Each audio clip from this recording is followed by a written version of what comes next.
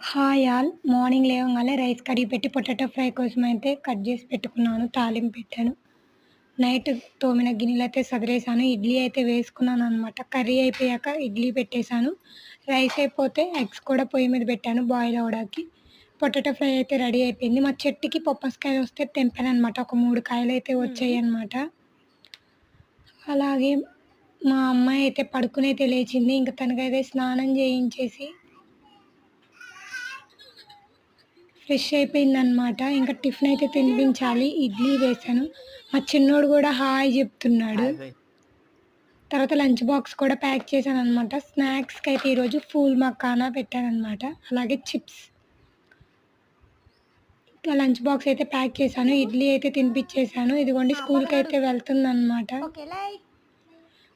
మన channel first time చూస్తే subscribe చేసుకొని అలాగే లైక్ చేయండి. Okay bye friends.